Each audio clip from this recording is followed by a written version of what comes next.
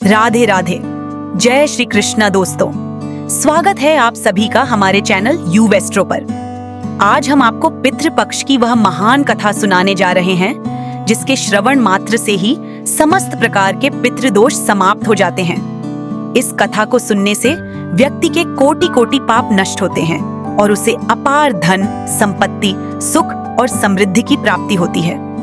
पितरों की कृपा से उसके जीवन के सारे कष्ट और दोष समाप्त हो जाते हैं और उसे सुखमय जीवन प्राप्त होता है।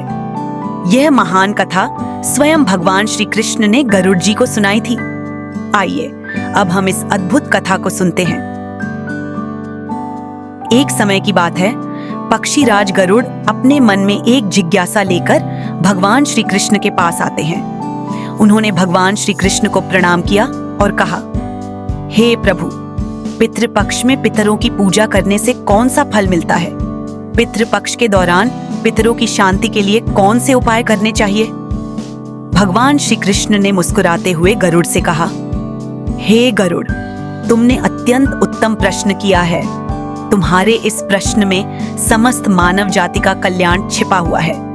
जो व्यक्ति अपने पितरों को संतुष्ट करता है, उसके सारे दोष और दुख समाप्त हो जाते हैं। पितरों की पूजा से व्यक्ति को अपने पूर्वजों का आशीर्वाद प्राप्त होता है। भगवान श्री कृष्ण ने गरुड़ को एक प्राचीन कथा सुनाई।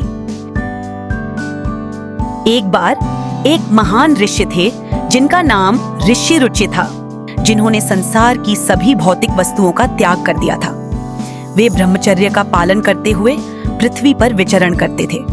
उन्होंने संसार के सभी सुखों और भोगों को छोड़ दिया था, जिससे उनके पितृगण अत्यंत दुखी हो गए थे।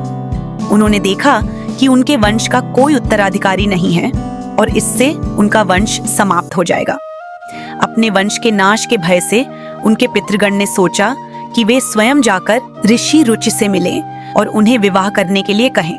जब ऋषि रुचि तपस्या में लीन थे, तभी उनके समस्त पितृगण उनके समक्ष प्रकट हुए। जब ऋषि रुचि ने उन्हें देखा तो वे अचंभित रह गए और उनसे पूछा, हे पितृगण, आप मुझसे दुखी क्यों हैं? कृपया मुझे बताइए कि मुझसे क्या गलती हुई है? पितृगण ने कहा, हे वत्स, तुमने विवाह क्यों नहीं किया? विवाह स्वर्ग और मोक्ष प्राप्ति का उत्तम मार्ग है।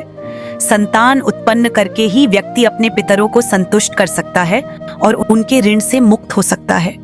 यदि तुमने विवाह नहीं किया तो तुम्हें नरक का सामना करना पड़ेगा। ऋषि रुचि ने उत्तर दिया, हे पितरों, मैंने विवाह इसीलिए नहीं किया क्योंकि सांसारिक बंधनों में फंसना पाप का कारण बनता है। मेरा विचार है कि ज्ञान के मार्ग पर चलकर ही मुक्ति प्राप्त की जा सकती है। लेकिन पितृगण ने कहा, हे वत्स, यह सत्य है कि इंद्रियों को वश में रखना आवश्यक है, परंतु गृहस्थ आश्रम भी उतना ही महत्वपूर्ण है। विवाह करने से व्यक्ति देवताओं, ऋषियों और पितरों का ऋण चुकता करता है। तुम्हारे वंश के नाश से हम सभी पितृगण अतृप्त रहेंगे। पितरों के ये वचन सुनकर ऋषि रुचि अत्यंत दुखी हुए और उन्होंने विवाह करने का निश्चय किया।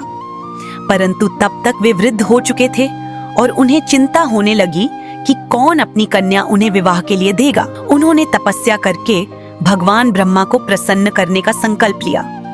उन्होंने 100 वर्षों तक कठिन तपस्या की, जिसके बाद भगवान ब्रह्मा ने उन्हें दर्शन दिए और कहा, हे ऋषि, तुम्हारी तपस्या से मैं प्रसन्न हूँ। तुम्हारी इच्छा पूर्ण होगी। तुम्हें विवाह के लिए एक उत्तम कन्या प्राप्त होगी और उससे तुम्हारा वंश आगे बढ़ेगा।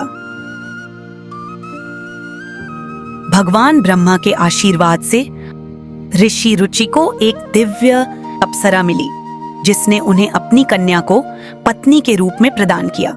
ऋषि रुचि ने उस अप्सरा कन्या से विवाह किया और उन्हें एक बुद्धिमान पुत्र की प्राप्ति हुई, जिसका नाम रोच रखा गया। रोच अत्यंत बलशाली और तीनों लोकों में विख्यात हुआ।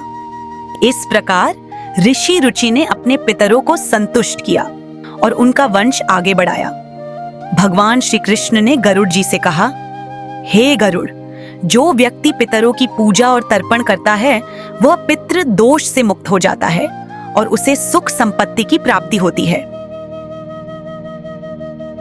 भगवान श्री कृष्ण ने गरुड़ जी को पितरों को प्रसन्न करने के अनेक उपाय बताए।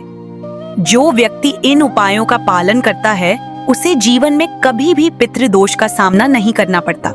ये उपाय इस प्रकार हैं। तर्पण। पितरों को जल अर्पण करना अत्यंत महत्वपूर्ण है। श्राद्ध के दिन पवित्र जल, काले तिल और कुश के साथ तर्पण करना चाहिए। ये कार्य पूरी श्रद्धा और पवित्र मन से करना चाहिए। श्राद्ध कर्म। श्राद्ध के दिन ब्राह्मणों को भोजन, वस्त्र और दक्षिणा देना चाहिए। सात्विक भोजन जैसे खीर, पूड़ी और फल बनाकर पितरों के निमित्त अर्पण किया जाता है। दान। गाय, कुत्ते, कौवे और ब्राह्मणों को भोजन अर्पण करना पितरों को तृप्त करता है। श्राद्ध के दिन गाय को हरी घास और रोटी खिलाना शुभ माना जाता है। पीपल और तुलसी की पूजा। पीपल का वृक्ष पितरों का निवास स्थान माना जाता है और तुलसी लक्ष्मी देवी का प्रतीक है। पीपल के नीचे दीप जलाना और तुलसी की पूजा करना पितरों को प्रसन्न करता है।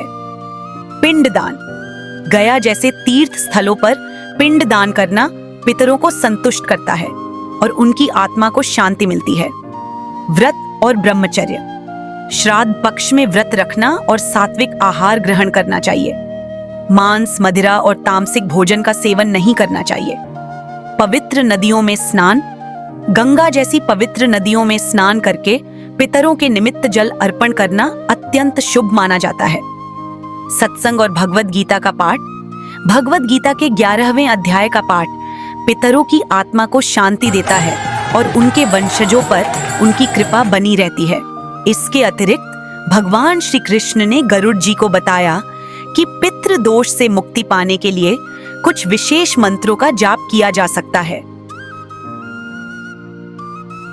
इन मंत्रों का जाप करने से पितरों की आत्मा को शांति प्राप्त होती है और वे प्रसन्न होकर आशीर्वाद प्रदान करते हैं। और वो मंत्र है: ओम श्री सर्व पितृ देवताभ्यो नमो नमः। ओम प्रथम पितृ नारायणाय नमः। ओम नमो भगवते वासुदेवाय। इन मंत्रों का श्रद्धा और विश्वास के साथ जाप करने से व्यक्ति को पितृदोष से मुक्ति मिलती है और परिवार में सुख समृद्धि बनी रहती है। तो दोस्तों, यह थी पितृपक्ष की महत्वपूर्ण कथा।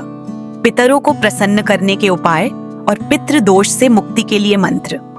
यदि आपने इस कथा को ध्यान से सुना तो निश्चित ही पितृदोष से मुक्ति मिलेगी और आपके जीवन में सुख समृद्धि आएगी। क्या आपको यह कहानी रोचक लगी? कृपया कमेंट में अपनी राय जरूर बताएं और यह भी बताएं कि आप अगला वीडियो किस विषय पर देखना चाहते हैं। अगर आपने अभी तक यूवेस्ट्रो चैनल को सब्सक्राइब नहीं किया है तो जल्दी से कर लीजिए और बेल आइकॉन को दबाना न भूलें ताकि आपको हमारे हर नए वीडियो की नोटिफिकेशन सबसे पहले मिल सके। तो दोस्तों, मिलते हैं अगले वीडियो में एक और नई और अद्भुत जानकारी के साथ। जय श्री राधे कृष्णा।